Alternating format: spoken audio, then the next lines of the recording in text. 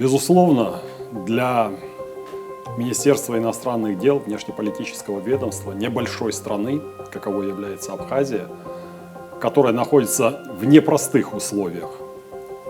С одной стороны, это возрастающая турбулентность глобальных процессов, которые проистекают вообще в мире,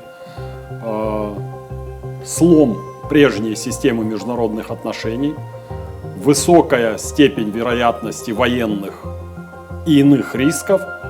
Это накладывает на министерство такой страны, как Абхазия, внешнеполитическое ведомство, конечно, дополнительные требования, дополнительные сложности создает, но даже в этих условиях коллектив Министерства иностранных дел строго придерживается главной цели и доктрине.